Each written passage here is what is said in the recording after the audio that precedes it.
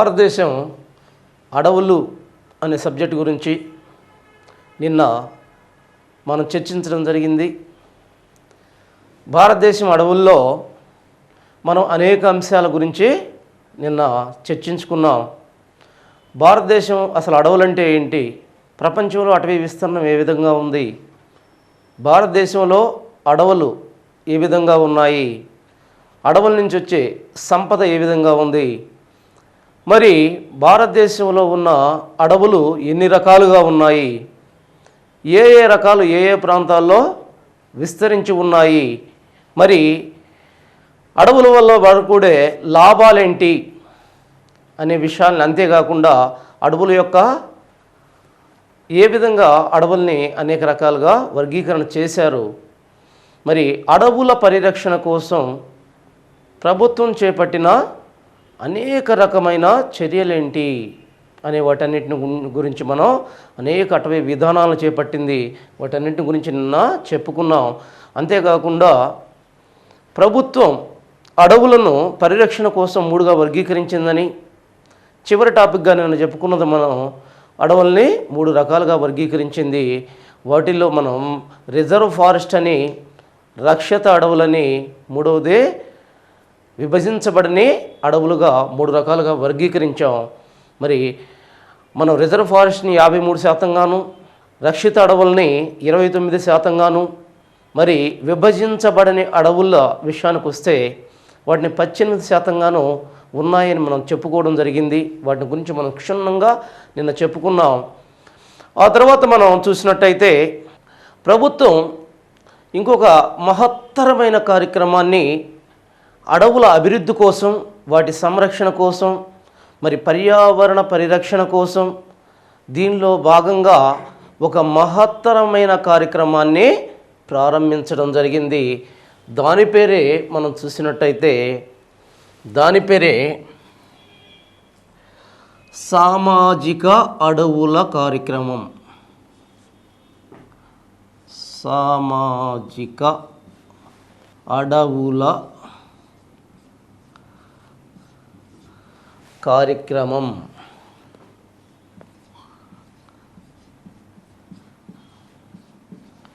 దీన్ని ఒక్కసారి మనం చూసినట్టయితే సామాజిక అడవుల కార్యక్రమంలో దీన్నే ఇంగ్లీష్లో సోషల్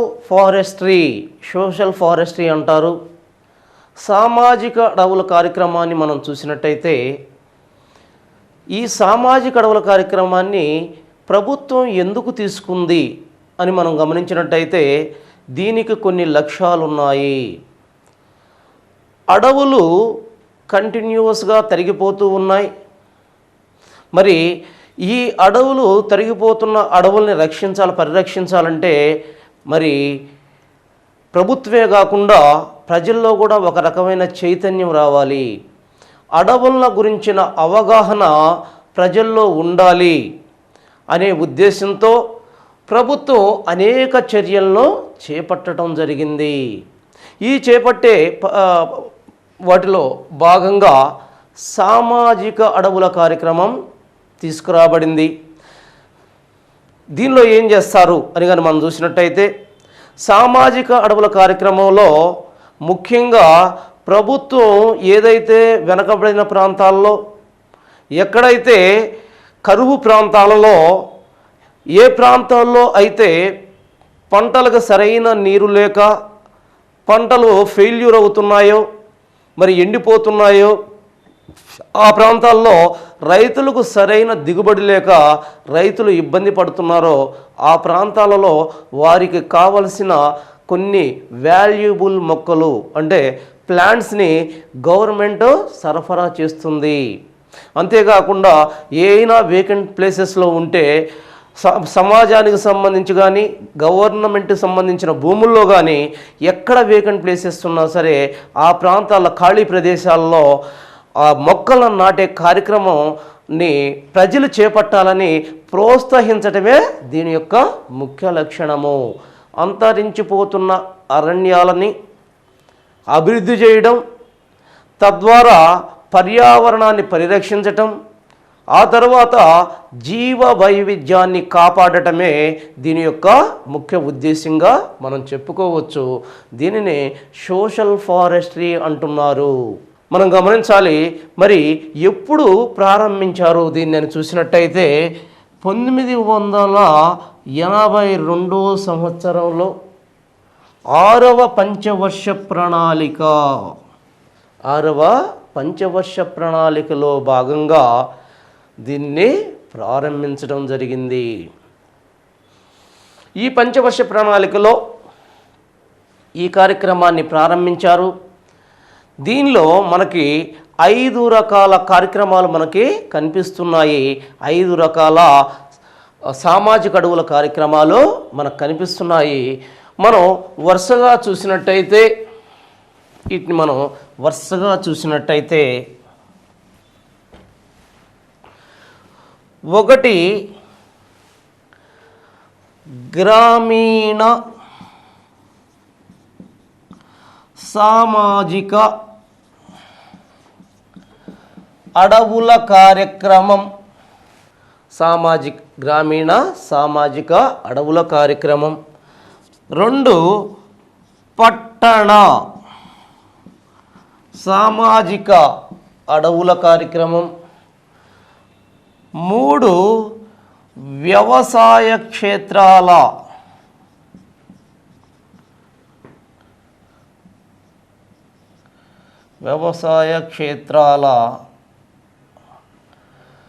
సామాజిక కార్యక్రమం.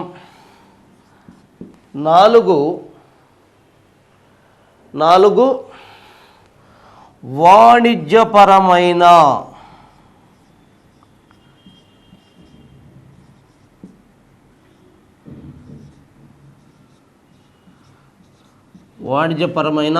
సామాజిక అడవుల కార్యక్రమం.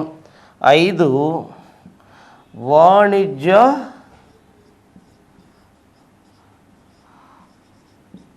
పరంకాని సామాజిక అడవుల కార్యక్రమం. వీటిని 5 రకాలుగా మనం వర్గీకరించడం జరిగింది. చూడండి, గ్రామీణ సామాజిక అడవుల కార్యక్రమం, పట్టణ సామాజిక అడవుల కార్యక్రమం, వ్యవసాయ క్షేత్రాల సామాజిక అడవుల కార్యక్రమం, వాణిజ్యపరమైన సామాజిక అడవుల కార్యక్రమం, ఆ తర్వాత వాణిజ్యపరంకాని సామాజిక అడవుల కార్యక్రమం. ఈ రకంగా మనం 5 రకాలుగా వర్గీకరించడం జరిగింది. దీనిలో మనం చూసినట్టయితే 1 గ్రామీణ సామాజిక అడవుల కార్యక్రమం అనేది మనం చూసినట్టయితే, గ్రామీణ ప్రాంతాలలో ఏదైతే కొన్ని గ్రామాలలో, చాలా గ్రామాల్లో భారతదేశంలో మనం చూసినట్టయితే అనేక గ్రామాలలో గ్రామానికి సంబంధించిన ఒక ఖాళీ ప్రాంతం మొత్తం గ్రామానికి సంబంధించి ఉంటుంది. సమాజానికి సంబంధించిన ఇది ఈ గ్రామానికి సంబంధించిన భూమి, అది ఏ ఒక్కరి సొత్తు కాదు. ఆ గ్రామానికి సంబంధించిన ఒక పెద్ద ఖాళీ ప్రాంతం ఉంటుంది. మరి ప్రభుత్వం ఏం చేస్తుందంటే ఈ ఖాళీ ప్రాంతంలో మొక్కలు నాటమని ఆ గ్రామీణ ప్రాంత ప్రజలకే అవకాశం కల్పిస్తుంది. ప్రభుత్వం మొక్కలు ఇస్తుంది, గ్రామీణ ప్రాంత ప్రజలను దాంట్లో ఇన్వాల్వ్ చేస్తుంది. గ్రామీణ ప్రాంత ప్రజలు మొక్కలు నాటినందుకు వాళ్ళకు కావలసిన కూలిని కూడా అందిస్తుంది. ఇక్కడ 2 అంశాలు గమనించాలి. గ్రామీణ ప్రాంతాల సామాజిక అడవుల కార్యక్రమంలో మనం గమనించాల్సింది ఏంటంటే, దీనివల్ల ఆ గ్రామాలలోని లేదా ఆ సమాజాల్లోని ప్రాంత ప్రజలకి 1 ఉపాధి లభిస్తుంది. ఆ తర్వాత 2వది ఏమవుతుంది, ఈ పెరిగి ఒక మెచ్యూర్ దశకు వచ్చిన తర్వాత ఇక వీటిని కొట్టివేయవచ్చు అనే ఒక దశకి ఇవి చేరిన తర్వాత వీళ్ళు పంచాయతీ నుంచి మామూలుగా దాన్ని కొట్టుకోవచ్చు అనే ఒక వాళ్ళ దగ్గర నుంచి పర్మిషన్ తీసుకున్న తర్వాత, ఎవరి నుంచి పర్మిషన్ తీసుకోవాలి, ఆ గ్రామ పంచాయతీ నుంచి పర్మిషన్ తీసుకున్న తర్వాత వీటిని వాళ్ళు కొట్టివేయటం జరుగుతుంది. ఇక్కడ కూడా గ్రామీణ ప్రాంత ప్రజలే వీటిని కొట్టివేస్తారు. ఇక్కడ కూడా వాళ్ళకే ఉపాధి లభిస్తుంది. ఆ తర్వాత కొట్టివేసిన తర్వాత ఈ కలపని అమ్ముతారు కదా, మరి అమ్మిన తర్వాత వచ్చిన మొత్తం డబ్బుని ఇక్కడ ఉన్న ప్రాంత ప్రజలు పంచుకుంటారు. దీంతో మనకి 4 విషయాలు మనం గమనిస్తున్నాం. ఏం జరుగుతుంది ఇక్కడ? గ్రామ ప్రాంతాలలో భారతదేశంలో 6,40,000 గ్రామాలు ఉన్నాయి. రీసెంట్గా 41,000 గ్రామాలు ఉన్నాయి. ఈ గ్రామాల్లో కొన్ని కోట్ల ఎకరాల ఏ ప్రాంతం ఉంటుంది? ఖాళీ ప్రాంతం ఉంటుంది. లక్షల ఎకరాలు, కోట్ల ఎకరాల ఖాళీ ప్రాంతం ఉంటుంది. ఈ భూమి వ్యర్థంగా పడేసి ఉంటుంది. మరి దీనివల్ల ఏం జరుగుతుంది?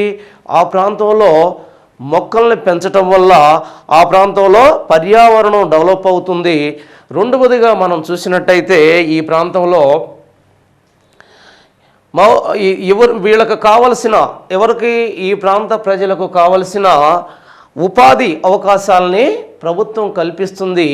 అంతేకాకుండా ఈ ప్రాంతంలో ఉపాధి అవకాశాలు అంటే దాన్ని నాటేటప్పుడు కానీ, కొట్టేటప్పుడు కానీ ఎంత కూడా, ఆ తర్వాత కొట్టివేసిన తర్వాత, అమ్మిన తర్వాత వచ్చిన లాభాలని ప్రజలకి ప్రభుత్వం ఇస్తుంది. అంటే ఇక్కడున్న ప్రజలకి ఉపాధిని అందిస్తున్నారు, లాభాలను అందిస్తున్నారు.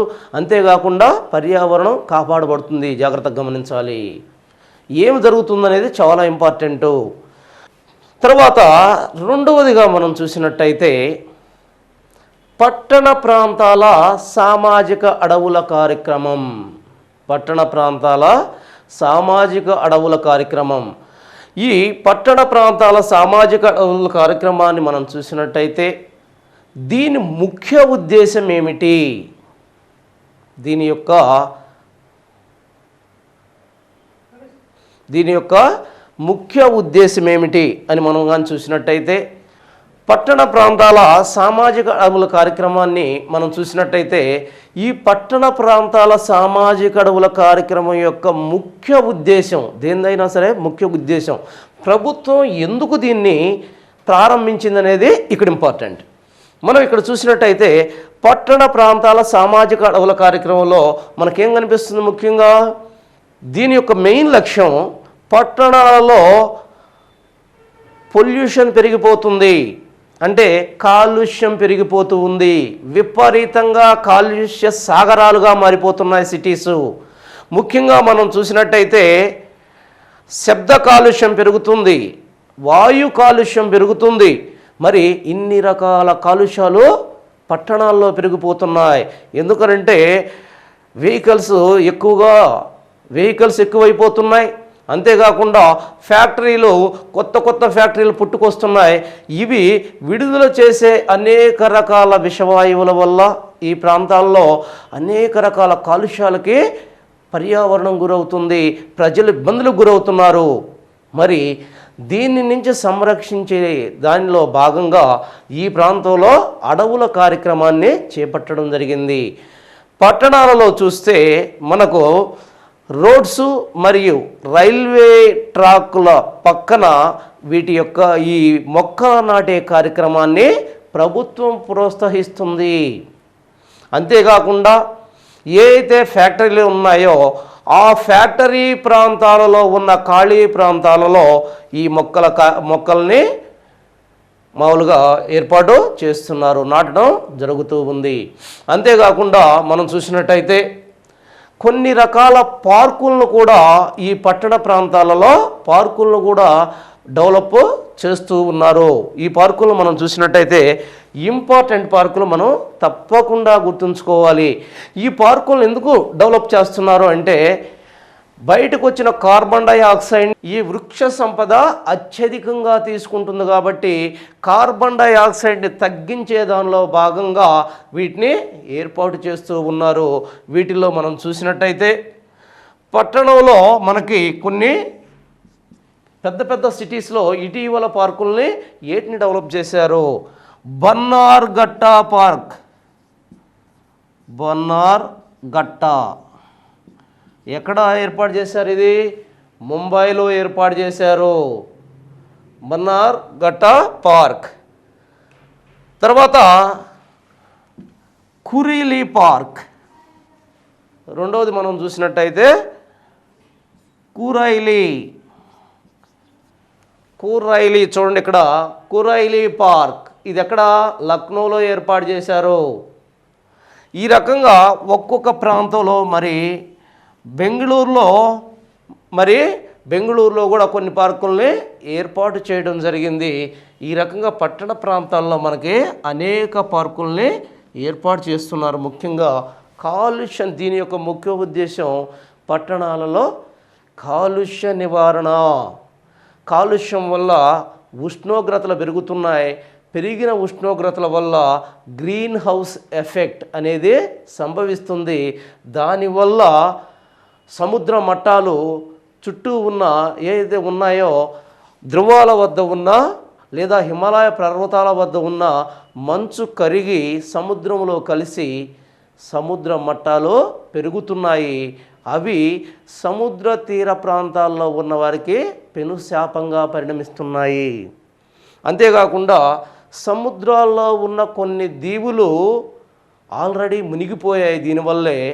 ఆ తర్వాత కంప్లీట్గా మంచు కరగటం స్టార్ట్ అయిందంటే కొన్ని వేల దీవులు మునిగిపోతూ ఉంటాయి.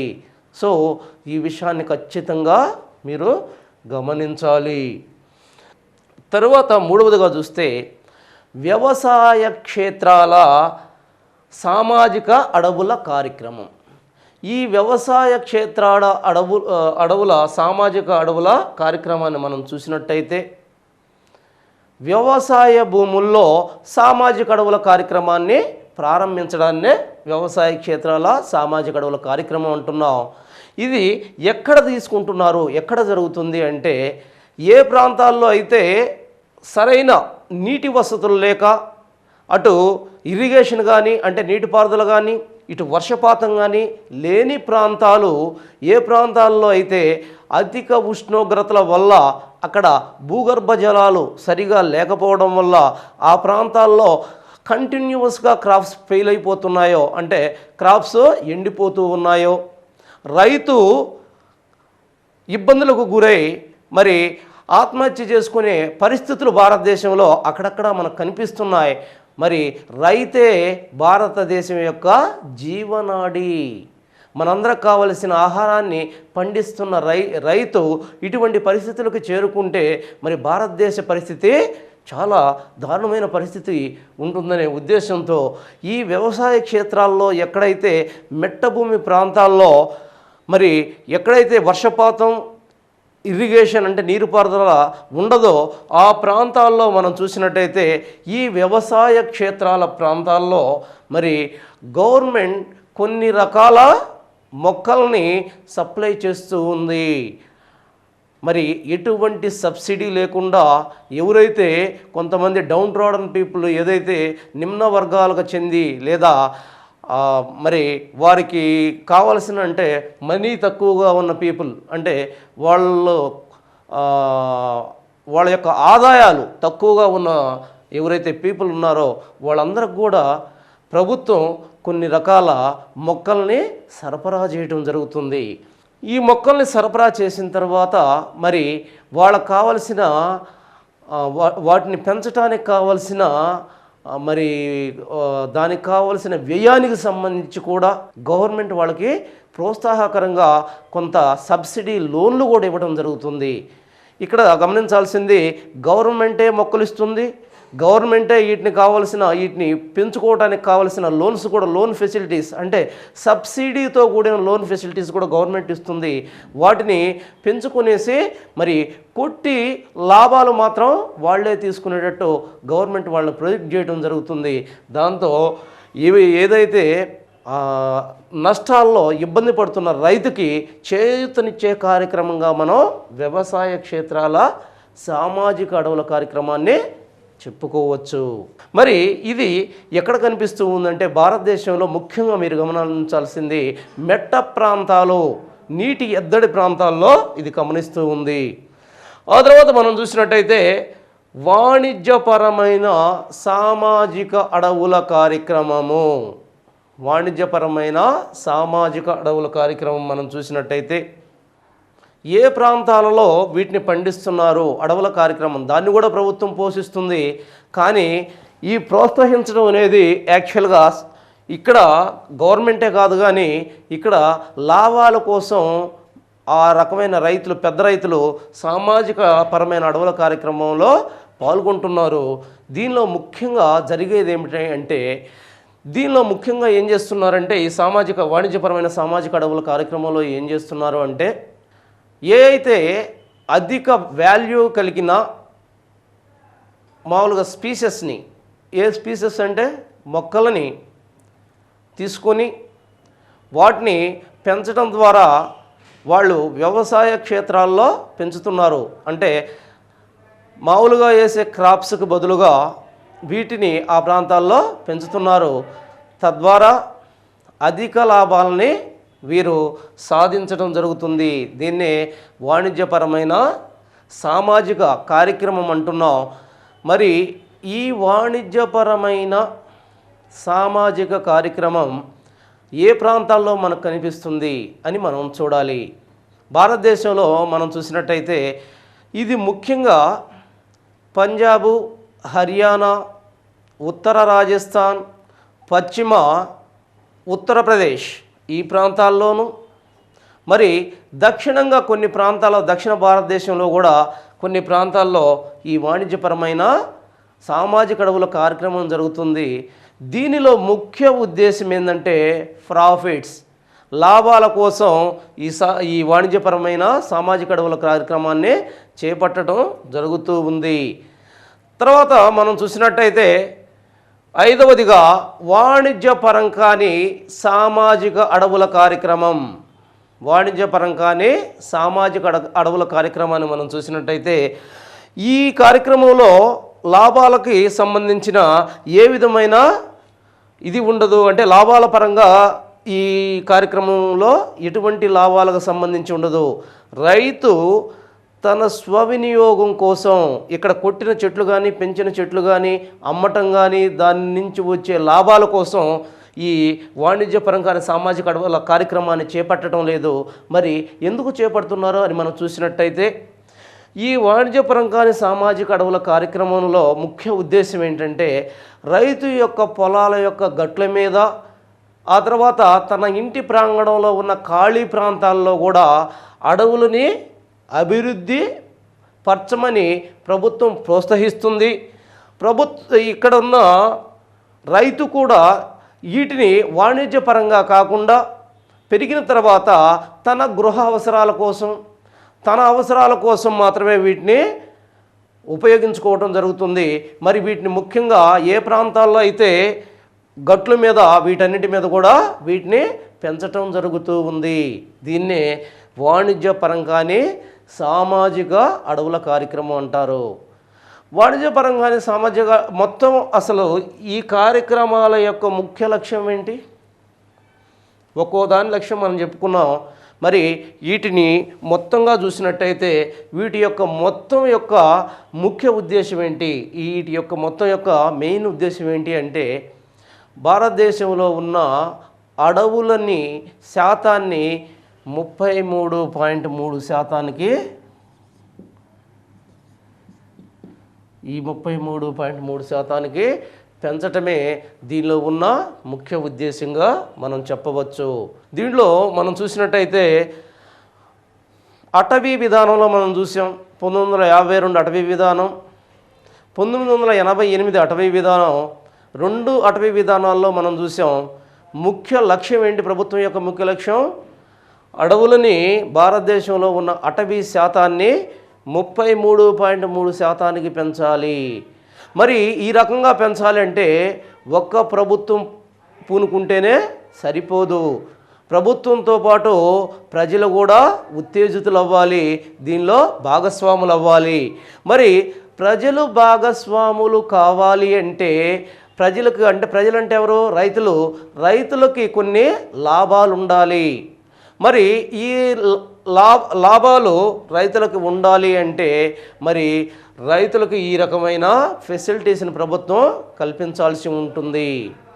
సో ఈ రకంగా మనం చూసినట్టయితే సామాజిక అడవుల కార్యక్రమం భారతదేశంలో 1982 నుంచి, అంటే 6వ పంచవర్ష ప్రణాళిక నుంచి మనం చూసినట్టయితే ఇప్పటి వరకు నిర్విరామంగా ఈ కార్యక్రమం అమలు చేయబడుతూ ఉంది అనేక దశలలో.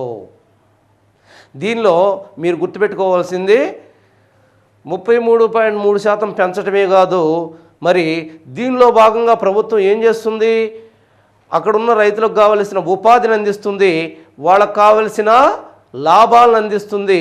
మరి వాళ్ళు అంటే పంటలు ఫెయిల్ అయిపోయేసి ఆత్మహత్యలు చేసుకునే పరిస్థితి నుంచి వాళ్ళు నిలదొక్కునే దిశగా ప్రభుత్వం అడుగులు వేస్తుంది.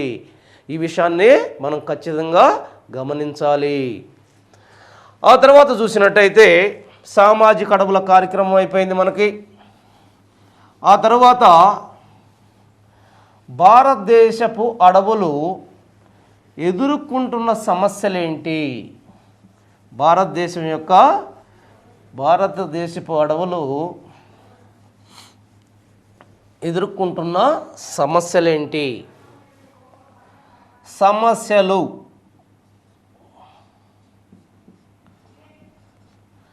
భారతదేశపు అడవులు ఎదుర్కొంటున్న సమస్యలు ఏమిటి అని కానీ మనం చూసినట్టయితే భారతదేశపు అడవులు అనేక రకాల సమస్యలను ఎదుర్కొంటూ ఉన్నాయి.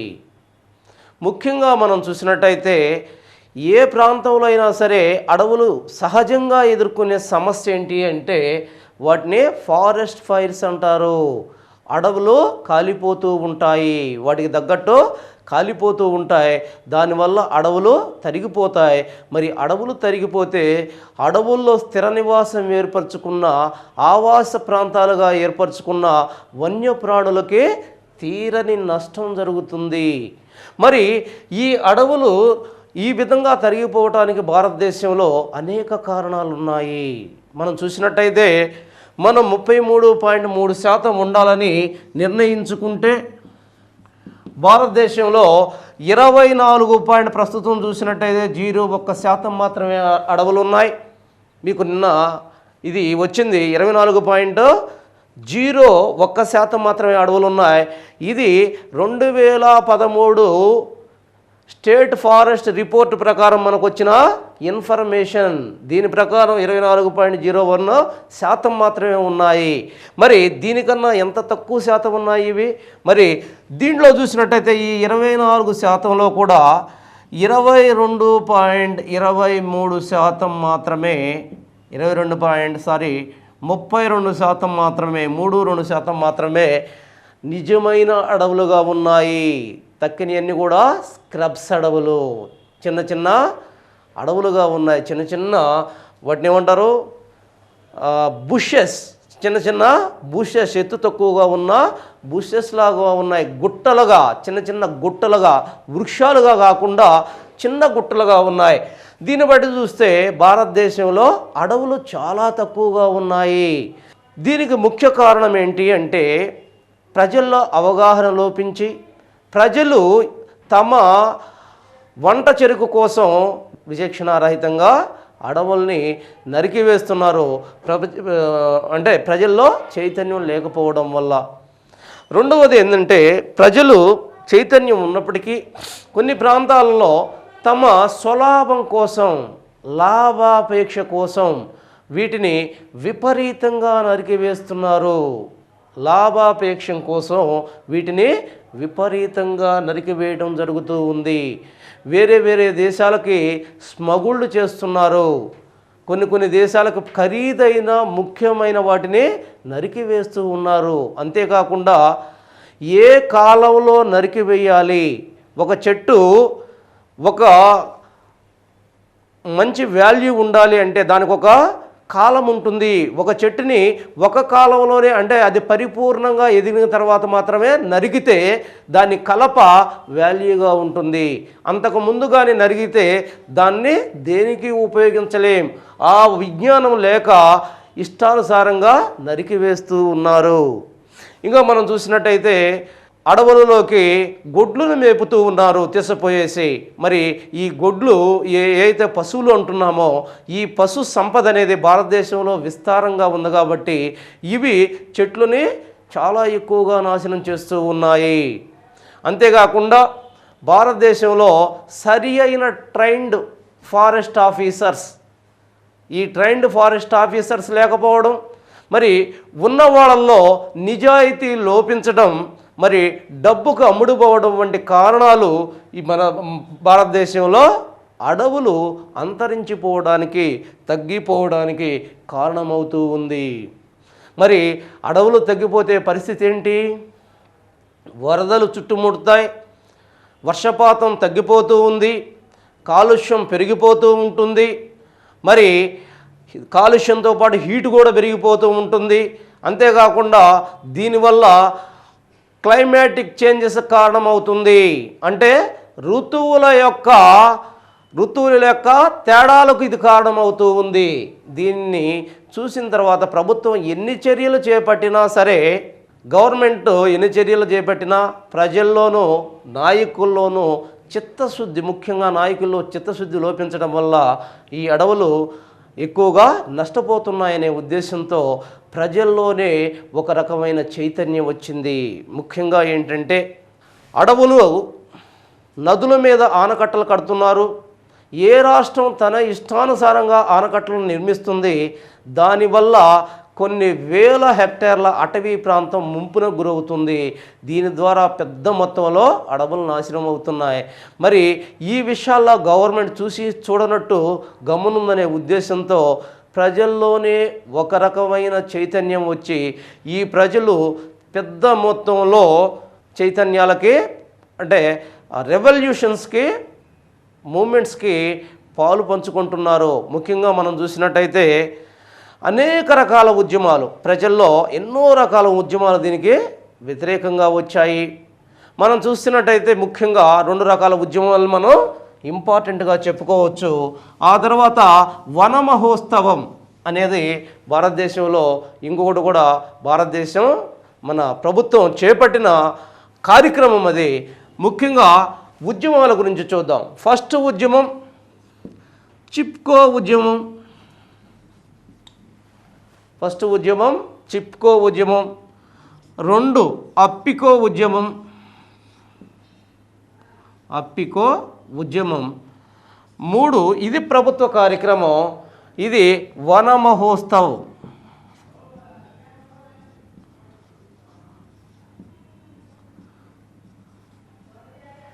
ఇది వన మహోత్సవం. దీనిలో మనం చూసినట్టయితే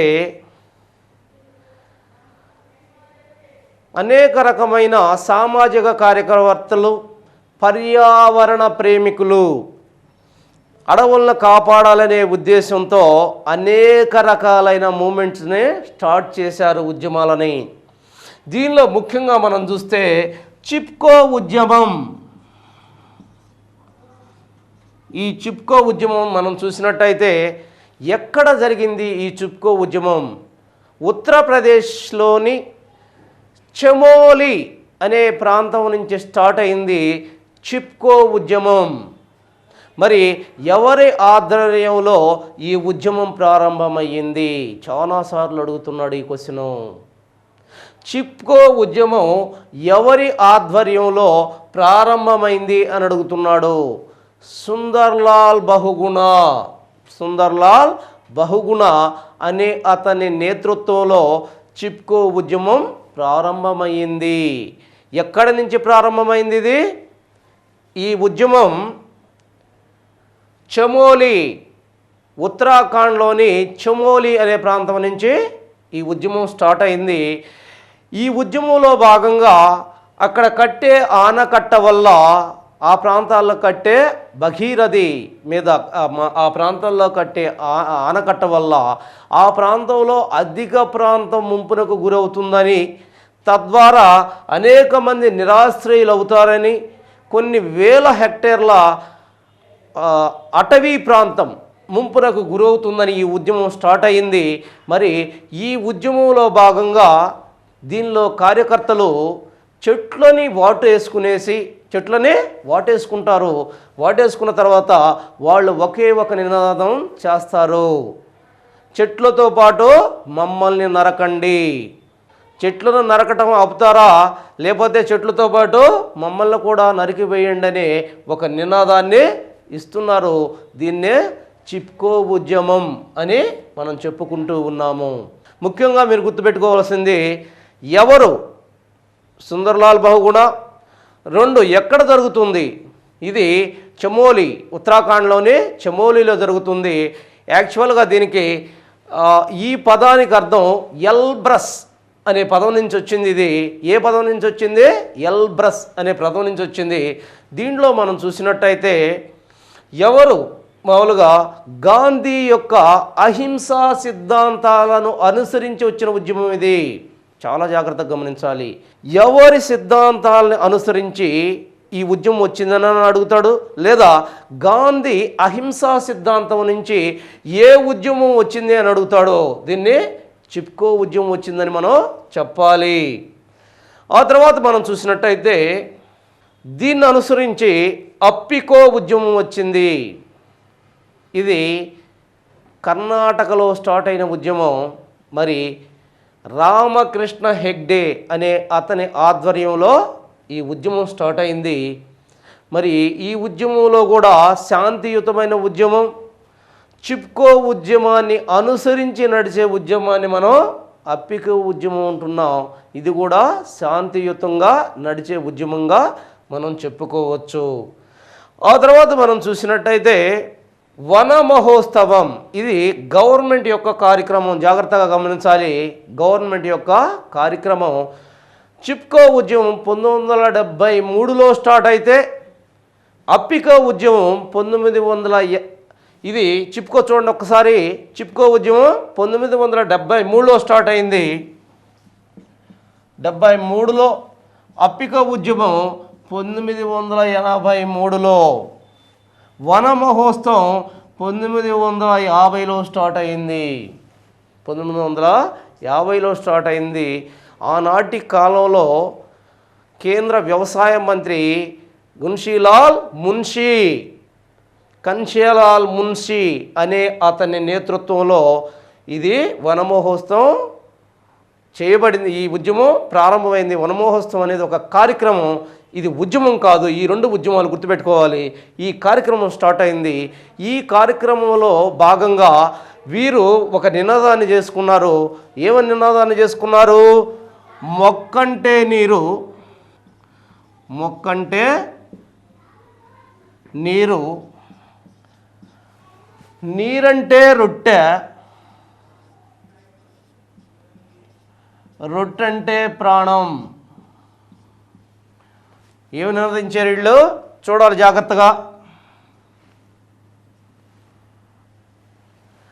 మొక్కంటే నీరు, నీరంటే రొట్టె, రొట్టంటే ప్రాణం అనే ఒక నినాదాన్ని తీసుకున్నారు. అంతేకాకుండా ప్రతి సంవత్సరం జూలై నెలలో 7 రోజులు ఈ కార్యక్రమంలో భాగంగా కొన్ని లక్షల మొక్కల్ని వీళ్ళు నాటడం జరుగుతూ ఉంది. కొన్ని లక్షల మొక్కల్ని వీళ్ళు నాటడం జరుగుతూ ఉంది. మరి దీనిలో భాగంగా అనేక మొక్కల్ని ప్రతి సంవత్సరం కొన్ని లక్షల మొక్కల్ని అనేక ప్రాంతాల్లో మొదటే ఏర్పరచుకున్న ప్రాంతాల్లో వాటిని నాటడం జరుగుతుంది. తద్వారా అడవులని పెంచడం జరుగుతుంది. సో భారతదేశంలో అడవుల్లో ఇప్పుడు మనం 3 విషయాలను చూసాం. జాగ్రత్తగా గమనించండి. ఒకటి సామాజిక అడవుల కార్యక్రమం అన్నాం. తర్వాత సమస్యలు ఏంటి అని చెప్పాం. ఆ తర్వాత సమస్యల్ని పూరించడానికి ప్రజల్లో వచ్చిన చైతన్యం ఉద్యమాలుగా ఎలా మారిందని చెప్పాం. ఆ తర్వాత ప్రభుత్వం కూడా కొన్ని చర్యలు తీసుకుందని చెప్పాం ఇప్పటివరకు. మరి దీంతో మనకి అడవుల కార్యక్రమం అయిపోయింది. అయితే ఇక్కడ మనం కొన్ని విషయాలు జాగ్రత్తగా గమనించాలి. మరి ఈ మొక్కల కార్యక్రమంలో కొన్ని సంస్థలు, భారతదేశం కొన్ని సంస్థల్ని ఏర్పాటు చేసింది. ఆ సంస్థలు ఏంటి? రీసెర్చ్ సెంటర్స్ అంటారు వీటిని. అధ్యయన కేంద్రాలు, వీటి యొక్క అటవీ అధ్యయన కేంద్రాలు అని మనంగా చూసినట్టయితే ఏంటి ఆ సంస్థలు? ఇంపార్టెంట్ సంస్థలు గుర్తుపెట్టుకోవాలి కంపల్సరీగా వీటిని. చూడండి, సంస్థలు అంటే Indian forest academy, Indian forest academy ఎక్కడుంది? ఇది డెహ్రాడూన్. ఇది అంటే ఏ సంస్థ ఏ స్టేట్లో ఉంది? ఇంపార్టెంట్గా గమనించాలి మనం. ఇక్కడ డెహ్రాడూన్ స్టేట్ వచ్చి, ప్రాంతం వచ్చేసి డెహ్రాడూన్ ప్రాంతం. ప్లేస్ అంటే ప్రాంతం వచ్చి డెహ్రాడూన్. డెహ్రాడూన్.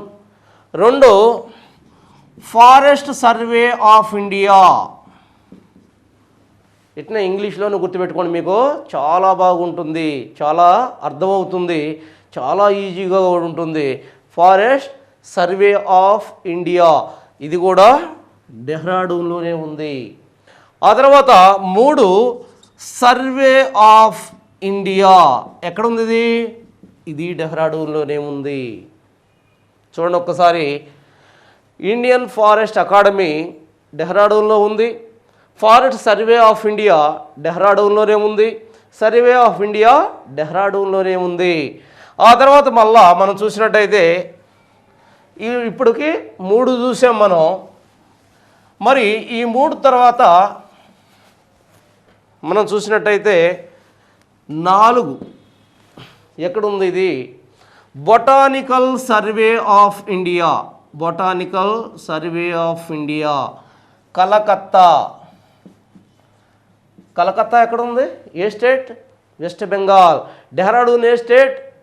ఉత్తరాఖండ్. ఇందాక మనం డెహ్రాడూన్ అనుకున్న ప్రాంతం ఉత్తరాఖండ్ స్టేట్లోది. ఇక్కడ బొటానికల్ సర్వే ఆఫ్ ఇండియా కలకత్తాలో ఉంది. ఇది fifth. Zoological survey of India, ఇది కలకత్తాలోనే ఉంది. జులాజికల్ సర్వే ఆఫ్ ఇండియా కలకత్తాలోనే ఉంది. మరి 6, ఆంథ్రోపోలాజికల్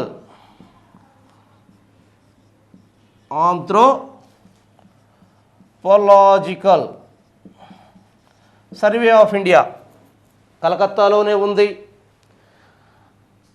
7, ఆర్కియోలాజికల్ సర్వే ఆఫ్ ఇండియా, ఇది కలకత్తాలోనే ఉంది. జాగ్రత్తగా గమనించాలి.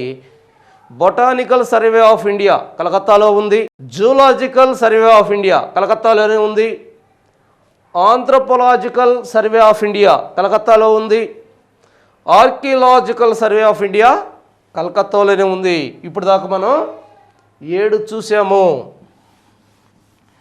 ఆ తర్వాత మనం చూసినట్టయితే ఇక్కడ 8వదిగా చాలా important, social forestry survey of India. అంటే ఇప్పుడు వరకు మనం ఏం చూసాం? సామాజిక అడవుల పరిశోధనా కేంద్రము. ఎక్కడుంది ఇది? చాలా ఇంపార్టెంట్. ఇప్పుడు దాకా చెప్పుకున్నాం మనం, అలహాబాద్. ఎక్కడ అలహాబాద్? ఉత్తరప్రదేశ్. ఎక్కడుంది ఇది? ఉత్తరప్రదేశ్. చాలా ఇంపార్టెంట్, చాలాసార్లు అడిగాడు ఇది. సామాజిక అడవుల పరిశోధనా కేంద్రము అలహాబాద్, ఉత్తరప్రదేశ్. తర్వాత భారతదేశంలో ఉన్న ముఖ్యమైన అడవుల్లో మనకి సతత హరిత అరణ్యాలు, ఉష్ణమండల సతత హరిత అరణ్యాలు. ఈ ఉష్ణమండల సతత హరిత అరణ్యాల పరిశోధనా కేంద్రం ఏ ప్రాంతంలో ఉంది అని మనం చూసినట్టయితే జోర్హాట్.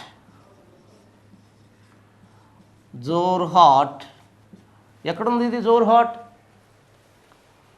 ఎక్కడుంది? అస్సాంలో ఉంది.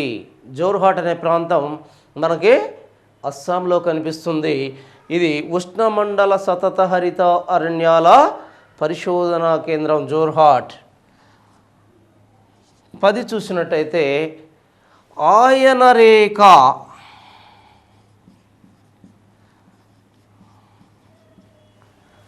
అడవుల ఆయన రేఖ అడవుల పరిశోధనా కేంద్రం ఎక్కడ ఉంది అని కానీ అడిగినట్టయితే జబల్పూర్.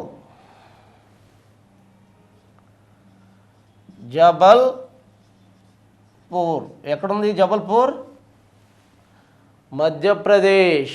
ఎక్కడుంది ఇది? మధ్యప్రదేశ్లో ఉంది. ఇక్కడ చూసినట్టయితే సామాజిక అడవుల పరిశోధనా కేంద్రం అలహాబాద్లో ఉంది, ఉత్తరప్రదేశ్లోని అలహాబాద్లో ఉంది. ఉష్ణ మండల సతత హరిత అరణ్యాల పరిశోధనా కేంద్రం జోర్హాట్లో ఉంది, అస్సాంలోని జోర్హాట్లో ఉంది. మరి ఆయన రేఖ అరణ్యాల లేదా అడవుల పరిశోధనా కేంద్రం మనకి జబల్పూర్లో ఉంది. వీటిలో మనం చూసినట్టయితే ఇది భారతదేశం యొక్క అడవుల యొక్క పరిస్థితిగా మనం చెప్పుకోవచ్చు. చూడండి, మరి అడవులకు సంబంధించిన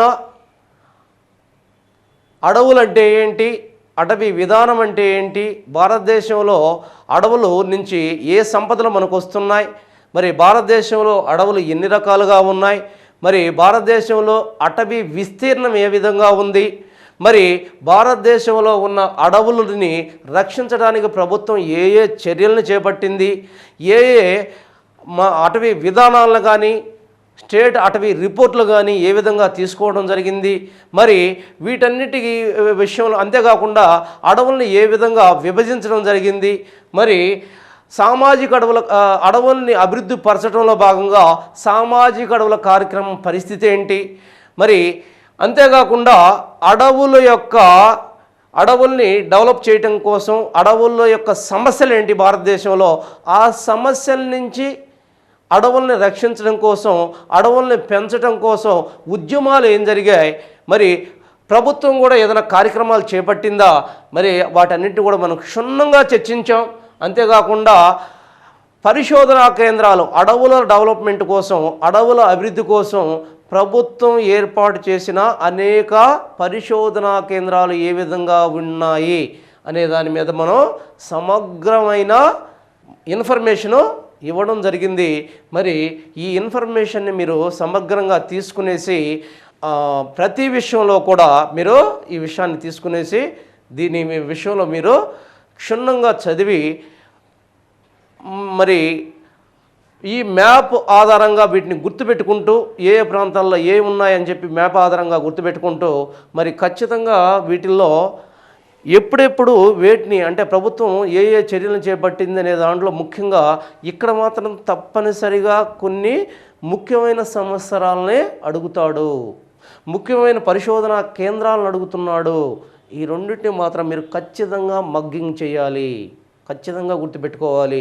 ఏదో వాటికి గురించి తెలుసుకుంటే సరిపోతుందిలే, వీటిని వదిలేద్దాం ఏముందిలే అనుకోవద్దు, వాటిని అడుగుతున్నాడు. జాగ్రత్తగా గమనించి వీటిని చదివి మంచి మార్కులు తెచ్చుకోండి.